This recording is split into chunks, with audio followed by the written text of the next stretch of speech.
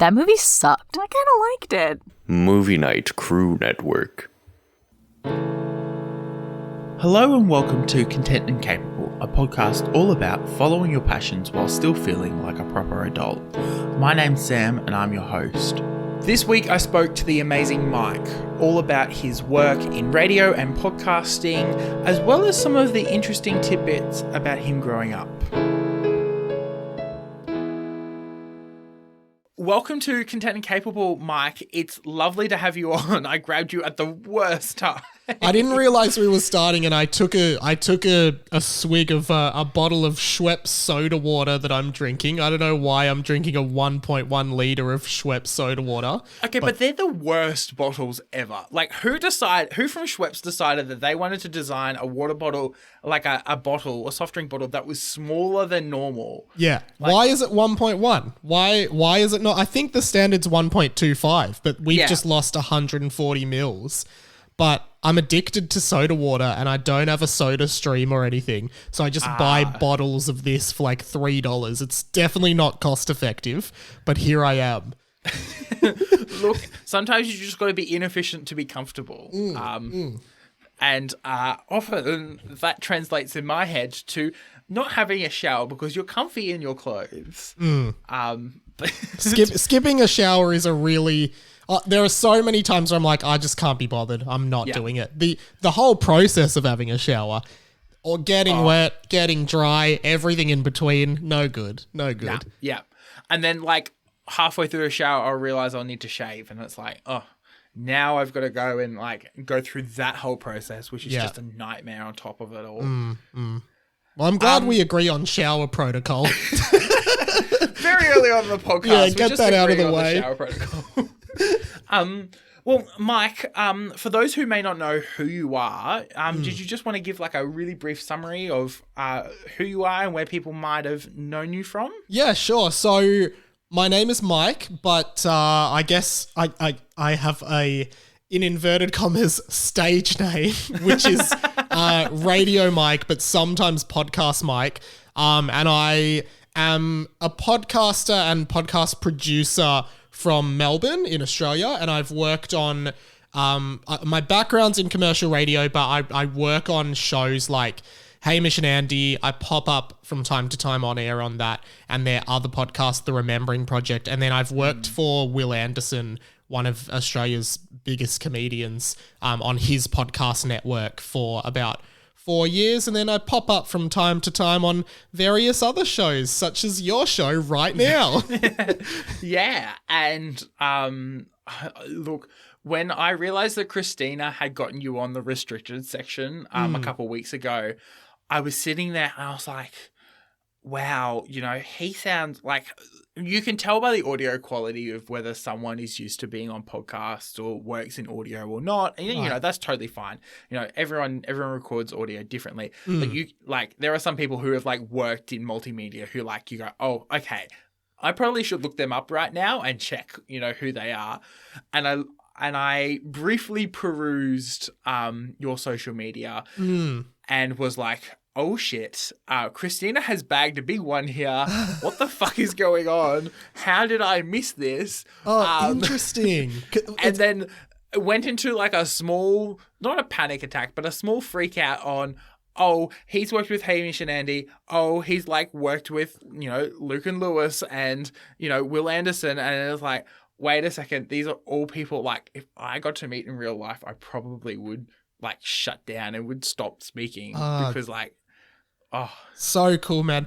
It was kind of funny because, well, first of all, you emailed me and you were like, I didn't realize you were radio royalty. Pause on that. I'm not radio royalty in any sense. And I was like, oh God, I hope that room, like radio royalty is like, I'm going to list off names like, Hamish and Andy. Yeah. Eddie Maguire, like whether you like him or not, he's radio royalty, right? Yeah. Marty Shigo, like all these people. And then you're like describing me as radio royalty. Like I don't even work in radio, but I think what you were implying is that I've worked with lots of people who have had really successful Australian radio careers. The thing that I thought was funny about going on Christina's Harry Potter podcast was that because they're American, I don't think they would have any idea who any of those people are. No idea. And like, even like Will Anderson, who, you know, arguably would be very internationally well recognized. I don't know, you know, very famous for his work in Gruen, but just as good a comedian outside of that context as well. And you're like sitting there going, do they know? Do they not know? Like, you know, and Hamish and Andy basically kickstarted podcasts here in Australia, at least from my understanding. It's like, you know, I don't think that anyone associated with, you know, the work that they do is, you know, just a somebody. They're in my eyes, as like a baby, you know, person. I work in radio as well, and you know, it's like as a someone who works in a community radio station who, you know, has, you know, been, you know, talking to people who work in media. It's, you know, it's so fascinating to go, oh, you work with Hamish and Andy. Oh, that's just not that many rungs far further than I am currently. Wow, that's close. Yeah. Shit. Well, I would actually say that I would say, and just to clear up, the reason I was on the restricted section is because I do a Harry Potter themed podcast as well. It's not like they just like randomly chose me, but but I would say you're actually further, because you told me before you were 20. I'd say you're further along than I was when I was 20. So there you go. That's a very good sign. I was speaking to he was Channel 10's social media lead, Scotty McDonald, about this, and we came to the conclusion basically that if you exist in radio for long enough, you'll end up like up there, and you know, you'll end up, you know, oh, the other one was his name is Christopher Downs. Oh yeah, that's it. And like he and I were also speaking and came to that same conclusion of like, you know, you hang around for long enough, and you know, he got like the primetime morning gig on like a commercial radio network. I think it was a Oz Stereo one, I think, in Canberra, cool. And basically, you know, was able to, you know, just because he existed enough. And I find that so fascinating. It's not something you see in like written news or television. You've got to be working up to those positions. Whereas, you know, radio, you exist for a little bit long enough, you know, you prove yourself. You definitely have to prove yourself, but like, then you're like, oh yeah, we trust you. We'll put you on. You know what's actually really funny about that? I've never said this out loud before, but here's a bomb. I'm going to say this out loud. Bombshell, okay? When I was at uni doing a media degree, or maybe even when I was at high school, because I honestly remember people being like, what do you want to do when you finish uni? And I remember in my mind being like, I think my game plan is get a job at a radio station, not on air, not producing, just get a job there. And just kind of hang around, and eventually someone will be like, hey, Mike's a funny guy. We should get him to do some stuff. And you know what? The more I think about it, that's kind of exactly what happened. Like, it's a self-fulfilling prophecy. Like, I just got a job at a radio station, and then a bunch of people were like, oh, Mike's kind of funny. Let's get him on the show. Yeah. And then I just kind of snowballed from there. So I actually think there's a lot of merit to that theory you've just said. Just be there. Yeah, just be there. Exist. Running back to that story you just said, you know, as you said, you know, that's kind of what you did. But, you know, where did you end up starting out? Did you did you feel like pressure you had to go and do a uni degree to, you know, work at a radio station? Well, I never really, honestly, like, I never thought I would work at a radio station. Like, I thought it would be cool, like that story I just said, but like my upbringing, and I guess this is kind of coming into the content and capable, which is the premise of the podcast, but like, I would say that my upbringing was very strict in the sense that like the idea that my parents had for my brother and I would argue was like, we were going to go to a really good high school, get a really good ATAR, which is what it's called here in Melbourne. I don't know what it's called in Queensland, like like it's called the HSC. same now. Yeah, okay. Yeah, ATAR. Then go to university, do an undergraduate in probably business, and then get a job in one of the big four consulting companies and just work an office job. And even when I was at school, I just could never envision myself doing that kind of work. Probably because I'm lazy. I'm not going to lie. I am really lazy, but Same here. yeah. But I always felt like there was a creative muscle in me that I hadn't been able to work, because the school I went to was just not really a creative school. It was much more like academic, very like, go and do a business degree and work in some consulting firm or whatever. And then when I got to uni, I went to Melbourne Uni to do an arts degree because I had no idea what I wanted to do, and I hated it. I was super depressed all the time. Yeah. I didn't want to go to the lectures. I stopped going to lectures. I just started shooing in all the assignments, barely doing them because I just hated it and I wasn't happy. And then from there, I was just like, all right, I just have to make a change. And then I applied for this media degree at a university called RMIT here in Melbourne. Love RMIT. It's a really good uni, and I highly recommend the course if you're into this kind of thing and you live in Melbourne. And I got into that. And then everything from there, excuse me, kind of felt like, because I was in this degree that was like a media degree, it was like I had permission for the first time in my life as like a 20-year-old guy to be creative in a way that I didn't really have. And then slowly I kind of worked from there, started doing community radio here in Melbourne, like what you're doing, and just like, tried to get a commercial radio job, and then it's all kind of snowballed from there. But yeah, I never would have thought, I finished school in 2012, so that was 10 years ago. If you had told me then, hey, you're going to be doing what you're doing now, I wouldn't have ever believed it, because I wouldn't have thought I was capable. Yeah, it's I don't know. It's one of those things where, your parents might have an idea of like what you want to do. And to be honest, I think my parents had an idea of what they wanted me to do, and then very quickly realized that I had completely different plans and completely different ideas, which was really just a lack of an idea for right up until about 6 months before I graduated, and was like, okay, well then I need to now choose something. What am I going to choose? Like, cover my eyes, pick one. Awesome. I'm going with that one. Yeah. Oh, it's journalism. Okay. It's a really hard decision to make as well, especially when you're so young. Like, I kind of look back and wish I did a gap year or something. But again, I wasn't in an environment where that would have been a thing that you do. Like, there was no other option for me than to go to uni. And my older brother went to Melbourne Uni. So I was like, I guess I'm just going to go there. And I think like one of the traps a lot of us fall into is like just doing what we think other people want us to do. Yeah.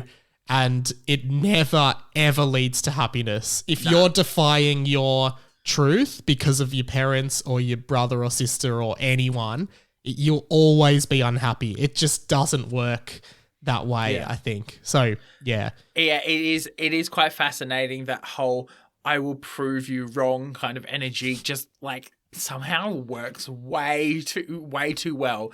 Almost as if it's like some sort of drug, and it's like, oh, I've got the power to like prove you wrong. Yeah. Well, for the first, because when I was doing community radio at SYN, which is like probably maybe the equivalent of where you're at, it's Student Youth Network here in Melbourne. Yeah. I was studying, I was in my second year of uni, and I was doing a radio show 1 hour a week in which me and my best friend from high school reviewed an episode of The Simpsons each week, right?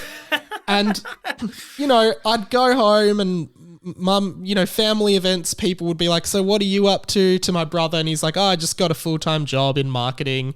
I've got my master's in commerce. And then I'm like, I'm doing a radio show on Monday nights at 8:30 about The Simpsons. And I just think like, my parents just couldn't get their head around it. Like, they didn't understand it. It was so foreign to them. And I think only when they started seeing that I was working on shows like Hamish and Andy or Willosophy or whatever the show, they mum and dad don't know what podcasts are, but they know Hamish and Andy because they've seen them on TV. Yeah. They know Will Anderson because they've seen him on TV. So they're like, oh, I guess it's kind of working out for Mike. We'll wait and see. And I'm just like, Mum, I'm I'm really happy. Like I'm living a great life. Like I'm really happy. Don't worry about me. Yeah, I was about to say, like we use Hamish and Andy in the radio station as all the time as like an example of, this is where community radio can take you if you're willing to ride it.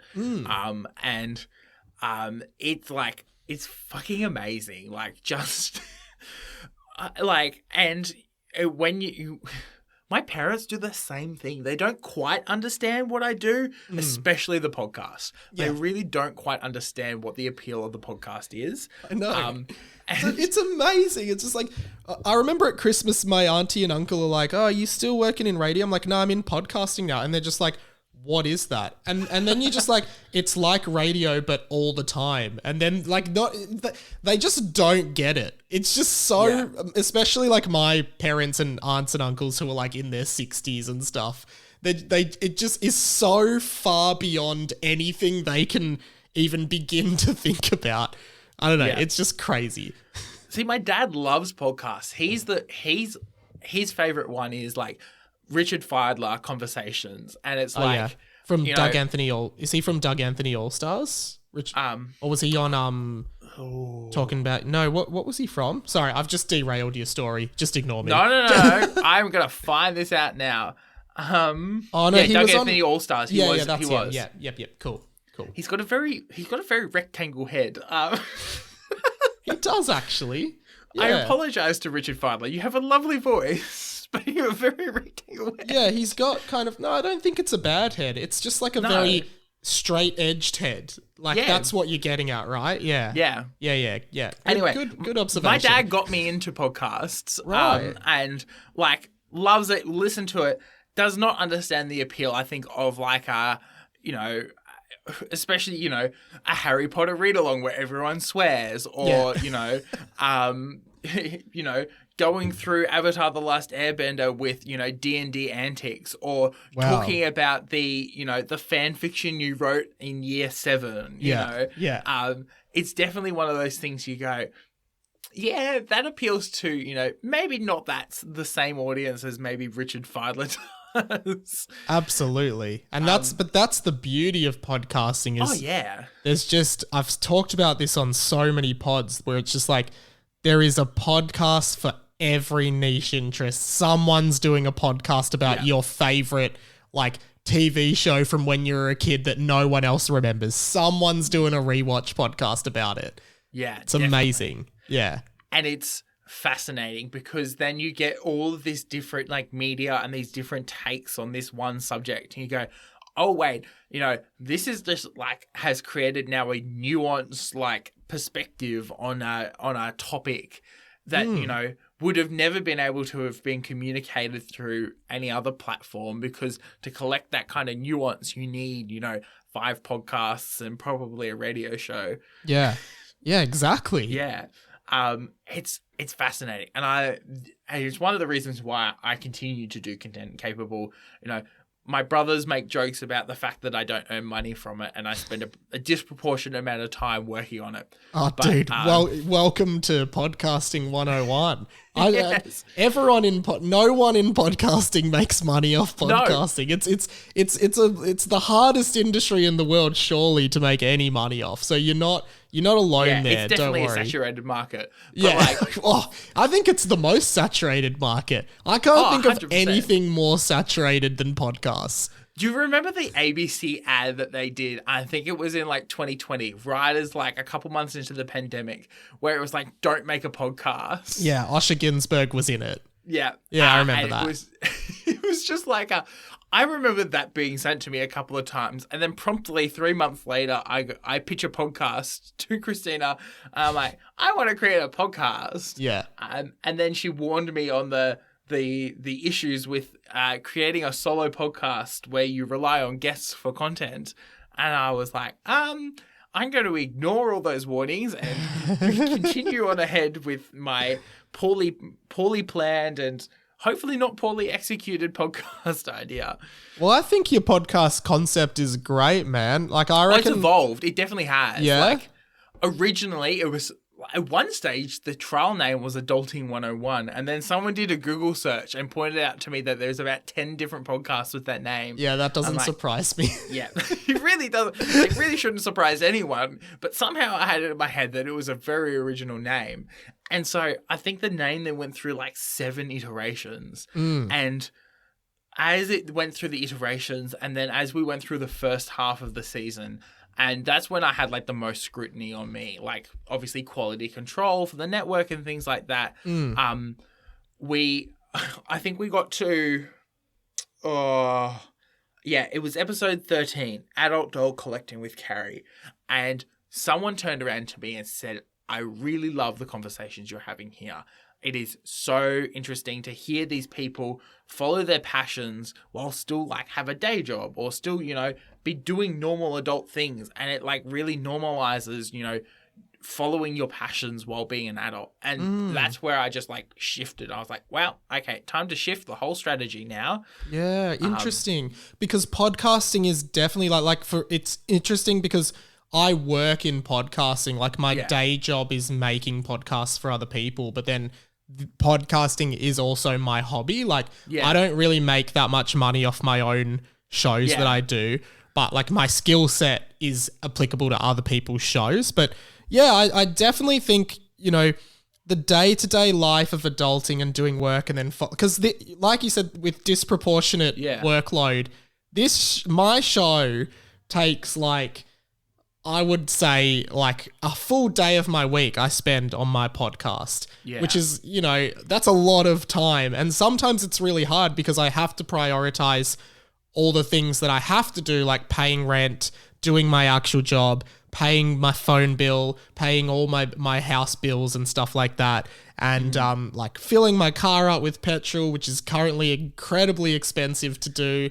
Thank you. Fuel prices. All that kind of stuff that, I have to, and I'm lucky that I've got a job that I really enjoy and that I really like doing and makes me really happy. But yeah, I mean, it's all kind of, and then, you're trying to navigate like your dating life and your friends and all these other aspects of life that are really hard. It's really hard to have the bandwidth to think about all of these things at the same time. So it's definitely a struggle. The selective hearing bandwidth is my preferred method of bandwidth, where I will ignore things until they become a problem. And I apologize to any university professor who ever has the unfortunate idea to listen to this podcast, because I'm sorry, I'm probably doing this instead of doing my assignments.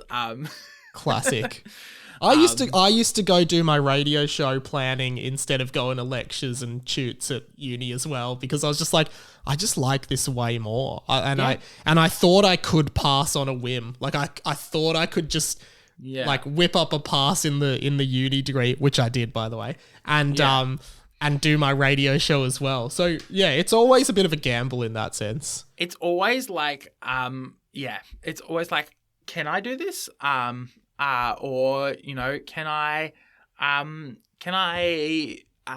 make this happen all at once, or am I going to have to sacrifice something? And normally what ends up being sacrificed for me is my social life. There are like weeks where I just don't leave. Like I'll do the radio show, and that's like my social interaction for the week. I host a 1-hour radio show and then produce our news bulletins in the morning, and then everything else kind of happens without me.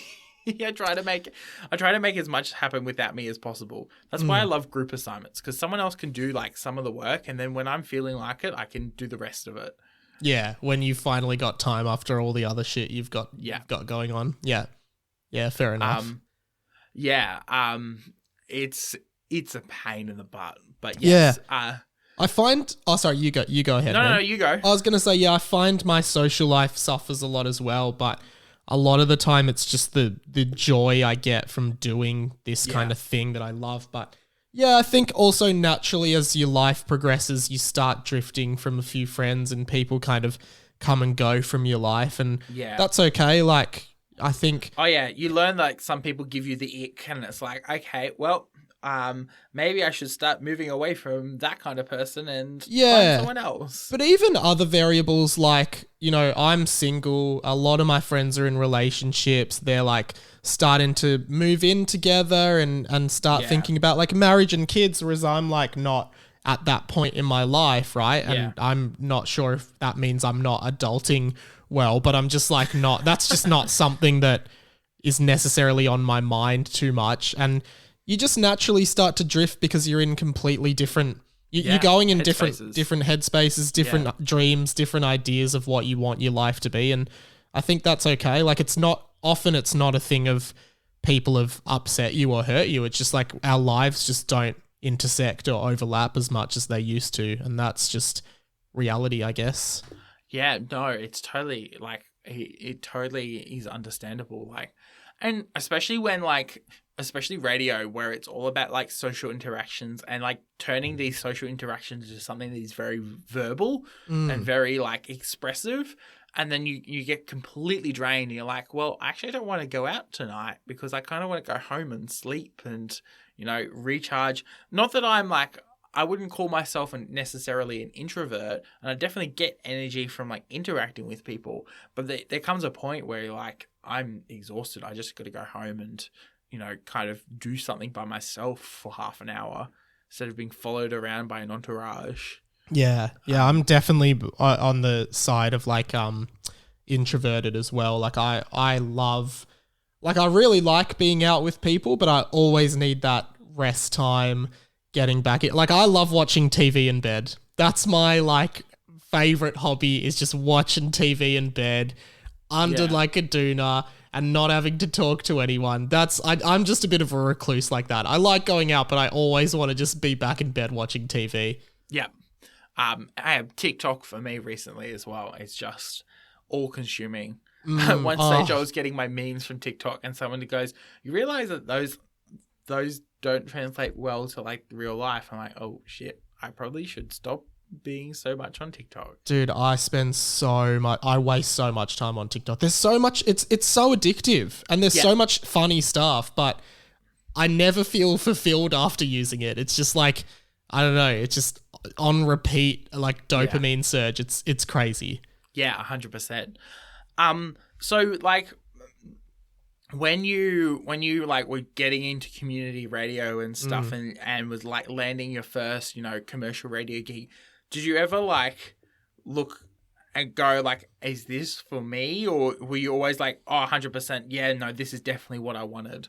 Oh no, so much uncertainty and insecurity and stuff. And I'm less anxious now, but in those days I was an incredibly anxious person, like having some really strong anxiety responses to things that I can now see are very small. But I would I'd constantly feel like I wasn't good enough to do it. I wasn't cool enough to be in with the people. And any like minor mistake that I made in doing my job, I'd really beat myself up and think about it for a long time, whereas everyone else would kind of just forget about it. And I think that's like a classic anxiety overthinking thing. But I guess the more time I've spent doing what I do now, the more I've kind of been working on my confidence and just working on backing myself a bit more, because and I think it's not like a short-term solution. Like I think it's just a holistic working on of your mental health and your physical health, and just like being able to get to this point where you understand what your brain's doing in a situation like that's causing you anxiety or some response, and how it makes you feel, and then to be able to work on that over time. And I think there's definitely a lot of times where I was like, oh, maybe I'm just not cut out for radio or podcasting, because the job market is really scarce as well. And it took me a long time to get to a point where I was stably employed in any way. Definitely all the time. But at the moment in my mind, it's like, no, 100%, this is what I want to do. And this is what I want to keep doing. But I guess you never really know in this life what's gonna jump out at you. And like, especially because like on the internet, things could, implode or explode within, hours. It's so unpredictable. 1 minute you could be, comfortably, living. The next minute you could be the most famous person, in the country. And then, the minute after, fall from grace. And, obviously I don't think it really necessarily all happens at once, but, that it's definitely possible, like everything changes all at once and you're like, oh, I don't know how to deal with this now. Yeah, it can be, the work in this industry especially can be really fleeting. And that's sometimes a really difficult thing for people to be able to handle, because there's not as much security as if you did go and do that business degree at uni and got that consulting job where they just need people to who want to work full time. But I think it's more like, it's more rewarding, and it's so, I find it so fulfilling as well. So for me, it's all a journey. I see like my personal life and my professional life I see as really linked. Like my work is a part of me, and I've always wanted, I never wanted to have a kind of job that I go to, work 9 to 5 and just count down the hours until I can go home. I always wanted to kind of, live my work, not live to work, but your work is something that you do maybe 8 hours a day, right? For your whole life. So it should be something that you enjoy, something that brings you fulfillment, something that you really love doing. Otherwise, I just can't imagine you could foster a really happy life. Yeah. Transitioning between radio and podcasts, while it's not an uncommon thing, I think is definitely an interesting thing. What were some of the big differences you noticed going from radio to podcasts?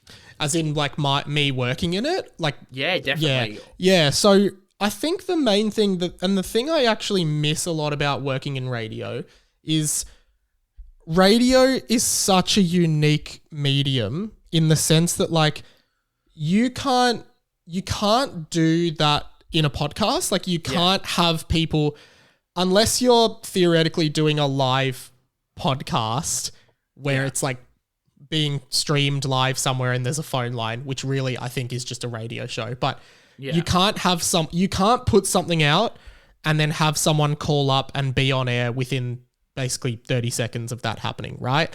In a podcast, you can solicit for people to send in voice messages and send in emails and DMs and whatnot, and you can use them on the show the next week, but you don't have that immediacy and that liveness. And I think that's such a crucial part of the medium that does give it longevity and does make it resilient. And I think have you ever, you've done live radio, right? You said you do a radio show. So for those who may not have known, I work at a local radio station called 4ZZZ. We actually don't have university radio here in Queensland. I don't. Oh, okay. 4ZZZ came out of university radio at UQ, but university like managed media has kind of fallen out of favor. I don't know why. I'm very disappointed. I'd love to work in university radio. Yeah. Okay. And I host our news and current affairs show on a Tuesday. So we have 3 news and current affairs shows. So I host what's called Tuesday Brisbane Line, and I also then produce and edit our short form news content, which is our Z Lines top of the hour, like your top of the hour news briefs.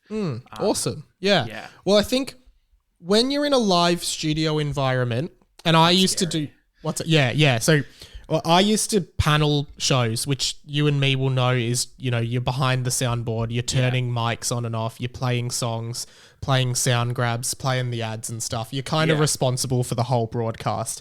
And that's a very important position and a very anxiety-inducing position to be in. So what I miss actually is just I worked on a breakfast radio show here in Melbourne in 2019, paneling it with some pretty big Australian talent kind of as the host. And the fast-paced nature of that, the fact that anything could change in a split second, interview guests coming in and out of the studio, communicating with lots of different people. It's like, this is like, you would have loved it because it was like a really news heavy show as well. Like just being in that environment and seeing how fast paced it was, like when you watch a movie about a newsroom and just everyone's walking around on the phone, kind of panicking, freaking out, trying to get the scoop, trying to figure it all out, and you're just behind the buttons getting it all to air. But it's just like that adrenaline that you get, and fucking amazing. Yeah, and admittedly, this was at 6 a.m. show start, being at work at 5 a.m., which sucks, but just, it's just this feeling that you can't really replicate on podcasts. Not to say that podcasts don't have their own positives, because they absolutely do. Oh, yeah. But you never, me and you know right now that if I say something absolutely crazy, you could edit it out. Like, we could both do that. You can edit any podcast. There's not really any stakes to the conversation we're having right now because we both know that it's editable, right? Yeah. Whereas on a radio show, you're broadcasting live. You might have a 10-second delay, but everything really matters. Everything is going out live to people, and I think there's so much more of a feeling of responsibility and a feeling of anxiety that ticks you a bit. And I really like that about radio. It definitely does. It scratches this kind of itch as well of like what you kind of want out of like the craziness of, broadcast in general. Like I'm pretty sure that TV is the same. Not that I've sat in a TV broadcast studio for any period of time, really. But, having producers running around, trying to, and admittedly, it's almost all a one-man show when it comes to community radio because no one's being paid. But it is, doing that all, getting the guests sorted, bringing them in, sitting them down, getting them used to being behind the mic, as well as having, journalists running in and out. In fact, the election coverage I did as of recording only a couple of nights ago was exactly that. Every song break, it would be doors open. Okay, set of journalists out, next set of journalists in, what are we doing? What segments are we doing? What are your names? Please remind me of who you are because I'm terrible at names. And, it's all of that. And while, it seems chaotic and crazy, it gives this adrenaline rush, and you have this kind of single-minded focus of let's create good broadcasts. Whereas, here you could get distracted by such fickle things. All in the space of seconds, I could be distracted by a notification that pops up on my computer, and all of a sudden it's, I'm down a rabbit hole. Yeah. And I think like with radio, everything has to be ready for that on-air break, right? Like if it's not ready by the time the mics are on, it's not happening. Whereas with podcasts, you can always, fix things up in post, add some production in post, get stuff ready in post. The stakes just aren't the same. And like, that's why I do think that's why like talkback radio, at least in Australia, in pretty much every state is the number one radio station, right? Because it's just like, people just want to know, people want to know what's happening right now. And I don't think that means that podcasts can't do that just by updating really regularly, but with radio, you turn it on and you're like, this is happening right now. Yeah. That's why people listen to like ABC News and like 3AW here in Melbourne, because it's like, this is live happening in my local city. These are the opinions of people in my city and my peers and people that share the area that I live in. And it's just like, you can't replicate that on a podcast. No, you definitely can't. And like, even when it comes up to like big political events or like big events and stuff like that, radio is like the broadcast medium of choice, basically. You must have audio at some stage, whether there is video accompanied with it or not. And broadcasting that is the best way to like show it. You don't want to miss out on what's happening, and you'll probably be trying to tune into something when an event is happening, not half an hour after it's finished. Yeah, exactly. And there's so much more room to like make mistakes and fix mistakes in podcasts. The crazy audio quality issues that you may arise when you've got a guest whose file has corrupted, or us creators from the Movie Night crew, I think, were complaining the other day about like people sending in recordings last minute, and not to say that, you know, every guest does it, but every now and then they do it, and it's like, okay, well, now I've got, you know, got to get this out on time. And it's, you know, trying to do that and, you know, fix all the audio quality issues, and you're making it all nice and neat. And while it's great and it definitely scratches an itch for me, I love editing. I would edit all day, every day if I could. On the other hand, I really love like sitting down and like that adrenaline just running through. Yeah, no, absolutely, man. But yeah, I think like podcasting, podcasting, like what I love most about it would probably be that like with I do a podcast called 20th Century Boy, and like every week anything funny that I see or think of, I just put down on a little notepad, and then on the day of record, like I panel my show. I play like sound effects and stuff on my show, and I panel it out as though it were live. Like I try to make it as though it was a radio show live, just to kind of capture that feel. So I'm reacting to things as they happen and not just inserting them in post-production. So I think that's, you know, you can still kind of capture the spirit of radio, and a lot of the ideas that I do on my show are inspired by radio shows like Hamish and Andy and other stuff that I always really liked. And I think that's the most important thing, is if you're creating something that is true to like what was inspiring to you and is kind of like a recreation of the stuff that originally inspired you. I think, yeah, I really like that about podcasting. Like it's the barrier of entry is so low. Like anyone can start a podcast and it can become a big thing, and it can grow an audience, and you don't need a broadcasting license. You don't even really need to have any kind of training or anything like that. Whereas radio, it's really hard, one, to get airtime because it's finite, and two, to actually like just get into a radio station and do a show. Like people don't just let you broadcast on radio, right? Like, whereas podcasting, you go out and buy a USB mic, you can have a podcast tomorrow up on Spotify if you want. Yeah. And that's good. It also means that there's like 5 billion podcasts in the world, but yeah, as we said, the market's pretty saturated. Yeah, it's a saturated market, but I think it is good that people can do podcasts, because it's now very difficult.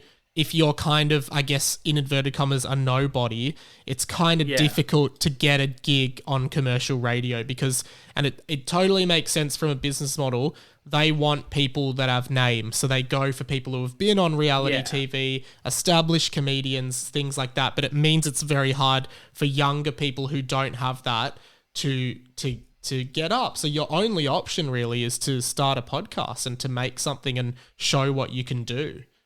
Yeah, definitely. And I think it's also really great for like people who are building like a portfolio of work. You know, if you've got an original idea and you want to create it, definitely create it, and, you know, do all the work that's associated with it, and, you know, produce it really studiously, and always be on top of trying to make, you know, the quality as high as possible. But also, you know, it is so, like, so useful to prove that you can hold a conversation. You're a real human being. You know, are passionate about what you're doing. And if, you know, especially for people who want to get into broadcast or radio, it's a really great opportunity to talk about that.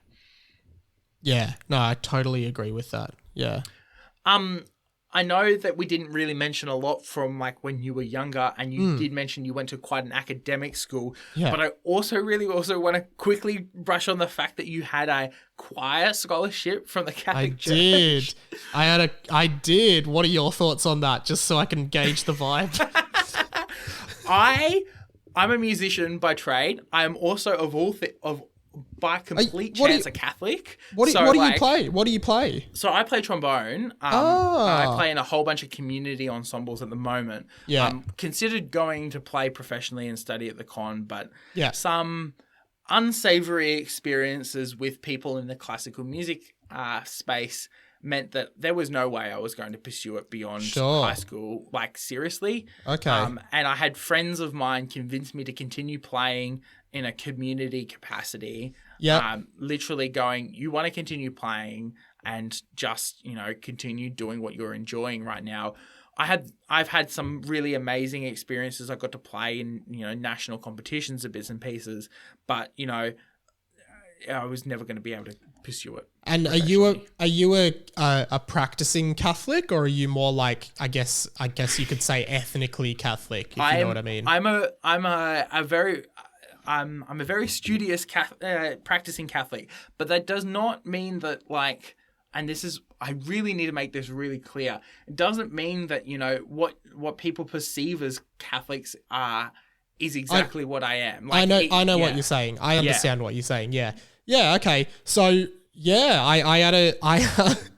I'm trying to figure out where to start. Do you want me to explain how the scholarship worked? Is that what so it was just a scholarship. You just auditioned and they're like, yeah, we'll pay for, Yeah, this is cool because I've never spoken on a podcast about my Catholic heritage. Now, admittedly, I wouldn't say I'm a practicing Catholic, but I was certainly raised in a very Catholic family. And the biggest Catholic kind of church here in Melbourne is St. Pat's Cathedral, which is in East Melbourne. And they needed choir boys to sing at the cathedral every Sunday mass. Yeah. And I went to an audition and they paid for my school. Half of my school fees every year was paid by the Catholic Church of Australia. And mum and dad paid the other half. And then I had to sing at mass every Sunday from year 5 to year 12. So if you were ever at St. Pat's Cathedral on a Sunday mass or a Christmas mass or Easter mass, you definitely heard me sing and saw me sing. That would have been exhausting. It was a lot of work. It was a lot of work, but in fact, I'd say it was probably more work than what you got in the school fees, because I reckon if you broke it down hour by hour, I reckon you'd be making $5 an hour or something like that. But I mean, we were kids and it was a scholarship. That's how they get you, right? Yeah. But honestly, it was actually a pretty good experience. I would say I learnt so much music theory from it. I really like singing as well, and made a lot of really good friends and had a lot of really good experiences in the choir. It is fascinating, those kinds of experiences, those scholarships or, big festivals or camps that, are very, restricted in who gets to attend or participate in, end up being these really, really valuable experiences. And there's a reason why that, they still exist. For example, there's a music camp that happens in Albury every year that I am obsessed with. It's called the Border Music Camp. And it is, Albury sits on the border between New South Wales and Victoria. Mm-hmm. And we, in 2019, which is the last year it's been held officially because of COVID and everything, we drove down as a family. All five, myself and 4 of my siblings were doing it. My dad was working at it. We all, got involved, and it was just such a valuable experience, and, not something that you ever really forget or let yourself forget. It is interesting that you say that, because sometimes I actually do think back of being 14 and singing in this choir every Sunday. And I actually do think wow, my life was so different then. It feels like a different person. I don't know if you get those moments because you're younger than me, but this is 15 years ago I would have been doing that. And I'm just wow, I can't even imagine doing that now. But that was my life for 7 years. I would go and sing. I'd sing at an hour-and-a-half mass every Sunday with a 90-minute rehearsal beforehand. Yeah. It's crazy. It was the same for me. When I look back at I think it was at one stage 10 ensembles I was playing in as a trombone player in year 11, year 12. It's only 3 or 4 years ago. And I go, I cannot believe I spent so much time doing that. That was crazy. I was flat out. How did I have the capacity to do that and my schoolwork and somehow convince teachers I should be taking extra subjects on top of all of that? You're so studious. I was trying to get rid of as many extracurricular activities as possible when I was at school. Yeah. Once I finished choir practice, I did not want to do anything else. I got my dad to get me out of soccer and all the other shit the school wanted me to do. It's like, man, I'm way too busy with choir to be playing soccer on a Saturday morning, guys. Seriously. I definitely started dropping things. First was the sport. I played hockey since the age of 6, and then by the time I was like 14, it was like, okay, we've got to drop that because you're doing so much music that you can't actually physically do both at the same time. Yeah. And my parents would have been driving me from school the hour trip up to where we practice and play games, twice, 3 times a week. It was, You're over capacity, I think. Yeah, and there are now 10 children in our family. But I think especially There's 10 children. You're one of 10 kids. Yeah. What number are you? I am number 1. You're the oldest. I am the best. Wow. 10 kids. That's like that Steve Martin movie, Cheaper by the Dozen. Not Cheaper quite. by the Dozen, Cheaper by the 10. Well, there's a dozen of us in total, but That is crazy. And so what's the age gap? Who's the youngest? So the youngest is 10 months old, 11 months Oh, old. amazing. He's very cute. I have not seen enough of him because my parents keep going away for weekends in Melbourne, so I blame Melbourne for all my problems. But yes, no, yeah. So like when 2014 child number, what would have been child number 7 was born in 2014, which was when I started year 7. Which makes me feel very young compared to you. Also, you're the kid who you're in year 7 when? Sorry, 2014. Wow. Yeah. I was in year 7 years before that. Crazy stuff. Yeah, and like you're the kid who graduated on the year that your year level was on. Like I know we had it so good. Like 2001, grade 1, 2010, year 10. It works so well. I always think if you were born in the year 2000, your age is just whatever year it is. So like when it's 2050, you're going to be 50. I like that. Easier to keep track of. Yeah, and you would think it would be like relatively simple to, as an extension, 2001, for example, be really easy to. But when you're born in December of 2001, you're basically a 2002 baby. And you're like 2 years behind everyone else all the time. It was ridiculous. Christmas Eve is Dad running around buying presents because he hasn't bought anyone any presents yet.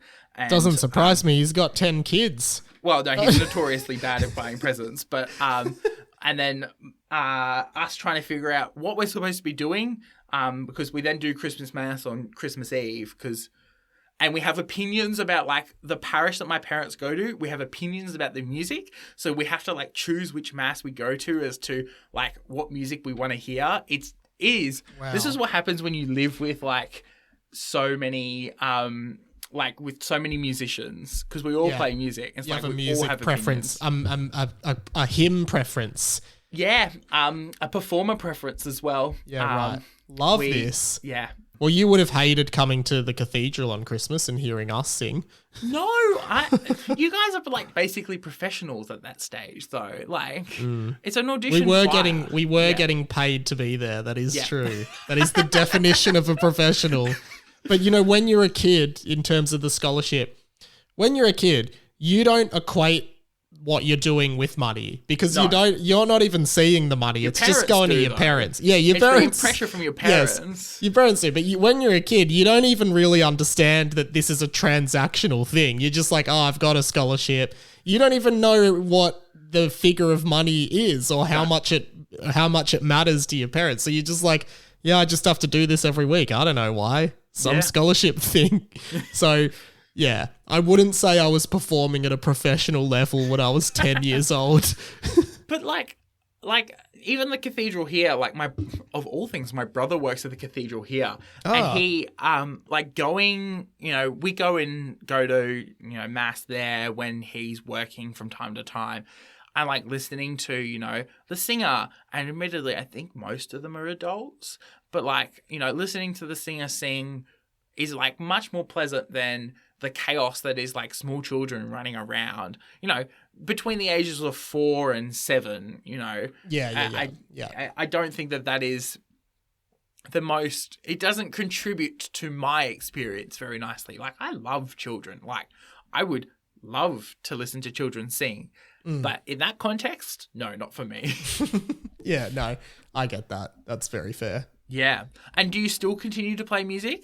Yep, I play guitar. That is a you can see one in the background there, but that's actually not my guitar. That's my housemate's guitar. However, because I play left-handed guitar, and they're very hard to come by. I don't know if you know any lefties, but it's very difficult to find left-handed guitar. So generally, my main music output is guitar, but I sing a lot. Like, if you asked my housemates what my toxic trait is, it would be I just sing. I get a song stuck in my head and I can't stop singing it. And I'll be on it for months. I had the song, I did this bit on my podcast last year. I had the song Chiquitita by ABBA stuck in my head for 15 years. I'm not joking. Since I was like, I think it was since I was like 10 and mum played it in the back of the car, I've had Chiquitita stuck in my head. So, like, I just walk around singing all the time. We get Nora Jones stuck in our head. Like, Oh, yeah. Like, sad, like, kind of weirdly sad Acoustic country songs. Yeah. She did a compilation, not a compilation, a collaboration with Billie Joe Armstrong, the lead singer of Green Day. Do you know it? Foreverly? Ooh, I feel like I've heard it, but I'm not sure whether I remember it. Yeah, so she and Billie Joe did this album called Foreverly, and it was all like Everly Brothers country music songs that they reimagined in acoustic. It's really good. I reckon you'd really like it. Oh, that'd be amazing. Yeah, no, definitely. Nora Jones, because we had this CD, and somehow it was the only CD that did not get absolutely wrecked. And so we would play, this CD would end up being played. At the time, it was a Honda Odyssey, and then as it transferred, the CD kept coming into the new car. Yeah. And I still think it sits in my parents' current car, even though there's no CD player in that car anymore. It just sits in the car still. And my brother was playing it the other day, he's like, do you remember that artist's name? That, like, we always listen to the song in the car. I'm like, Nora Jones. Like, I'm aware. Like, I'm playing that now. I'm like, was he playing the CD though? Did he remove the CD from the car, or he was on Spotify? No. He grabbed the album off Spotify. Yeah, gotcha. Yeah. I think that the CD, a couple of tracks maybe destroyed on it, unreadable. Yeah, okay. It's old. Like, it's probably almost as old as I am, and that's But yeah, Nora Jones is just what gets played. You should recommend me some of her stuff. Like, I know a bit of it, but I'd be keen to explore more. Oh, it's I'd weird. I'd be keen to explore Mora of Nora, if you know what I mean. Thanks, man. Thanks for laughing at that. Don't know why is the one that comes to my head all the time. But she's released some new music from memory. Okay. Sure, she has. Yeah, she's just recently gotten back to being active. Yeah. She's like come back to being quite active when she was early 2000s. But back on, I think she released a collaborative album. There's a single here. But yeah, I'll check it out. I'll stream it after this. Get her a stream. Give her a couple cents. Oh, I think she deserves it. She's been around for forever. But yeah, and I suppose, all of that experience is, what's contributed to, where you are now. Like, especially, I always find music people end up in some sort of audio related kind of job, regardless of, whether they end up pursuing music or not. It's like, the music people I know have ended up as, producers, editors, podcasts hosts, just always end up in some way audio. It's really weird and kind of amazing. That's really interesting. I've never actually thought of that. But yeah, I mean, I think it's more just like when one thing that there's a woman who does radio here in Melbourne. Her name's Dee Dee Dunleavy. She was on she did breakfast radio in Melbourne for years. Now she's on a station called 3AW, and she actually got me kind of my first job in radio 5 or 6 years ago now. And I interviewed her for a uni assignment, and I remember her saying to me, I'll never forget it. She said, when you're on air in any capacity, you're saying all the stuff that you want to say, but you're also like leaving, she described it as like you're leaving footprints in the sand, right? Which is this thing of like, people pick up on the little things that you mention and say, and the little quirky things about you that aren't the focus of what you're saying, but people pick up on them. And I always thought that was really good advice for a few reasons. And I think in terms of, for example, the choir scholarship, I imagine the reason you know about that is that, do you listen to Hamish and Andy, or is that where you know of it? No, I just came across it by accident somewhere in my perusal. Somehow I actually do research for this podcast as much as I purport to, not being very prepared for these recordings. Yeah. Well, I think, that the reason that I think, because that Hamish and Andy talked about it a lot on their show recently, and I think I just brought it up. I just said I had this, like, not even in a thing for content. I didn't even want it to be on the show. I just was talking to Andy in Sydney, and I was like, when I was at school, I had this choir scholarship, almost being like, I can't even believe this was so long ago. And then he just thought, I guess he must have thought, what a quirky thing about Mike that we didn't know. And that's what got him to talk about it. And then it's like, what I've learned from that, footsteps in the sand thing is like, if you, and this maybe can be a little philosophical thing, if you're living your life being someone you're not because you're afraid or you're worried about how people might perceive you, if you're, for whatever it is, like you're not leaving those footprints in the sand, right? Because you're not even being true to yourself. As soon as you start being true to yourself and being like, I love this, I did this is what I love, these are the things I'm into. Yeah. People start swarming to you, and the more yourself and true to you are, the more people start relating to you because they're like, oh, I like that too. And suddenly, like, all these things that you thought were like the weird parts about you, more often than not end up being the parts about you that are the most endearing to other people and the most attractive to other people and the things that people love about you because it's what makes you shine. And that would be my key learning in my journey. And I always bring it back to that comment DD made about the footsteps in the sand. It's just like, be true to yourself and put out to the world the version of you that you are, not a fake version of you that you're not. Because as I said at the start of this recording, like you won't, I don't think you can be truly happy if you're pretending to be someone you're not. And it's hard, but yeah, I think that's important. Awesome. Well, thank you so much for being on Content and Capable, Mike. Thanks, man. I can attest that you are content and capable purely based on this interaction, though. Ah, yes. This is the great thing. It's a Zoom meeting at 3 o'clock in the afternoon on a Tuesday. Yeah. My day off from every kind of work that I possibly can be doing. I've just hosted a radio show in which I've ranted about politics for half an hour. And now I get to sit here in what's arguably the warmest room in this radio station talking about, talking with you. Podcasting and church. Special. That's the title of this episode. Podcasting and church. No, don't call it that. I've got to figure out some sort of title. It often starts with a title like that and then devolves into something relatively half decent. Yeah, cool. Well, there's your starter. Yeah. That's your starter. If when will this come out? Is this out in a couple weeks or next week or something? Oh, let me quickly check my schedule. It's supposed to come out next week. Oh. Yeah. So if I look on my podcast up next week and this has gone up and you've called it Podcasts and Church, I'm going to be disappointed, but we'll wait and see. At one stage when I was like, I have a big master planning spreadsheet that all the rest of the hosts get to spy on as well, which is great because they love.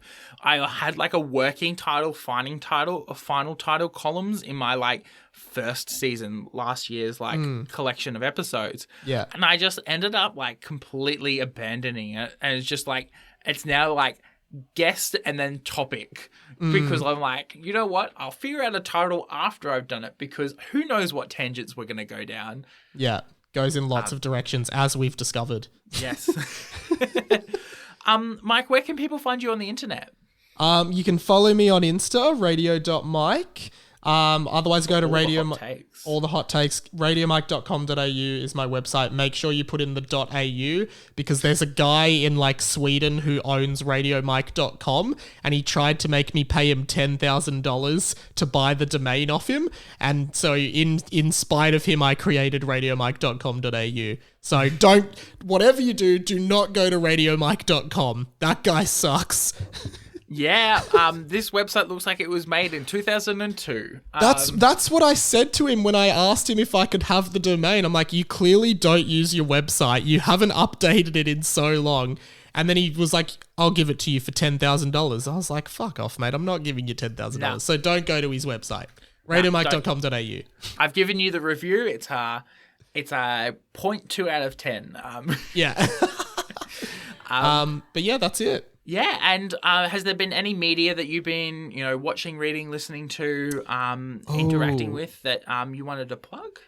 Let me just very, very quickly ponder this for a moment. The very normal freak out. What am I going to plug this time?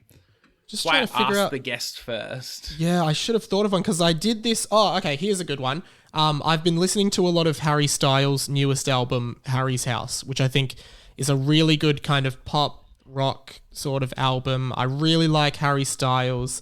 I really enjoy his music. It's called Harry's House. I don't know if I said that. Yeah. Lots of really good songs on there, of which I think my favorite is called Cinema.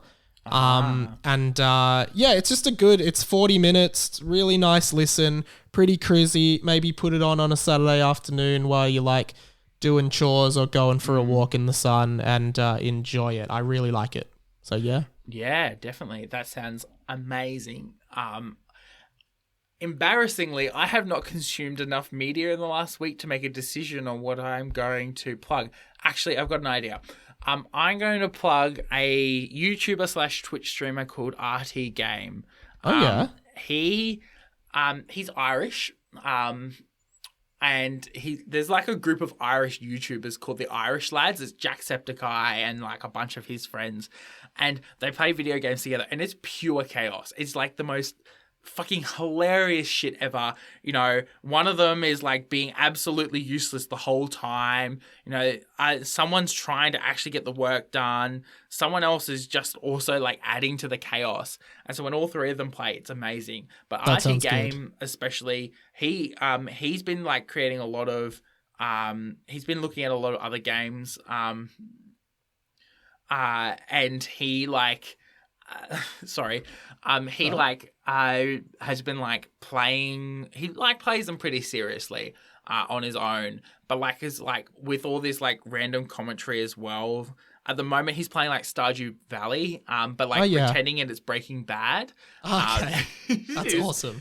It is hilarious, and it's just like something nice to put on in the background when you don't want to be like uber consuming something. Like a lot of the things I end up watching on YouTube is like Last Week Tonight, or commentary videos, or analysis of the Cars franchise, or yeah, I watched stuff like that as well. Yeah, and pure, normal people stuff, right? Yeah, I say in denial. But yeah, it's nice to have like that kind of stuff on in the background while you're like doing other things, But yeah, you can find me. Did I already say where people can find me? I don't think I did. You haven't. Find me on Instagram, on TikTok at sam.the.journalist, and on Twitter at samobjournalist.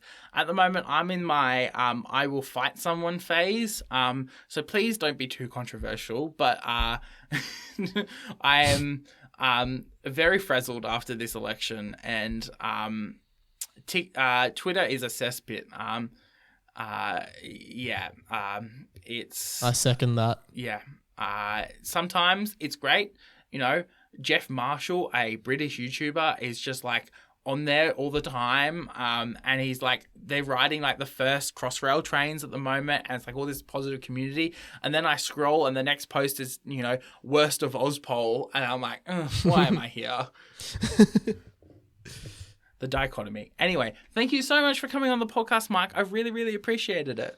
Thanks, legend. I'll come on anytime. Don't let me hold you to that. Thank you for listening to Content and Capable. You can follow the podcast socials at Content, the letter N, Capable on Instagram and Twitter. You can send a super boring email to us through contentandcapablepod@gmail.com. The art was done by Opia. You can follow them on Opia_art on Instagram. Opia is spelled OPIA. Feel free to message them about making art for your project. Our music was written, recorded, and edited by Nora Strauss-Riggs. You can find Nora at Kane_I, that's I as in the body part, on Instagram and Twitter. Feel free to message her about making music for your project or editing your podcast. I am proud to be a part of the Movie Night Crew Network, which features Of the Eldest Gods, a chapter-by-chapter Rick Riordan pod full of myths and legends, My Cabbages, an Avatar podcast that follows the true hero of Avatar The Last Airbender, the Cabbage Cart Guy, Fandom's Gone Wrong, a show that discusses all things fandoms, the Movie Night Crew, join some friends as they react to some terrible, some meh, and some really great movies, and the Restricted Section, a chapter-by-chapter Harry Potter pod with lots of spoilers all the time. What's up, potheads? It's me, your host, Christina. Welcome to the Restricted Section. No, we're not in Hogwarts. It's like a metaphor. Do you get it? Like, we're raunchy, and we get drunk, and we make sex jokes, and we have an all spoilers all the time policy. So, you know, it's like the Restricted Section. I've been told that explaining jokes makes them funnier. If you've ever wondered how the Marauders map actually works, if you've ever thought that maybe Snape sometimes wears jeans, if you've ever thought that Draco and Harry are for sure in love, I mean, they're for sure in love. If you've ever had a hard time deciding who you'd rather bang, Bill or Charlie, obviously Charlie, then this podcast is for you. You don't even have to do the reading, we'll do it for you. Catch the Restricted Section every Wednesday wherever you get your podcasts, and find us online at Restricted Section Pod.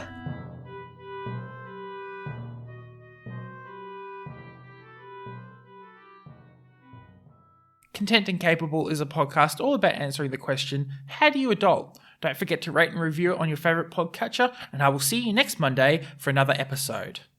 That movie sucked. I kind of liked it. Movie Night Crew Network.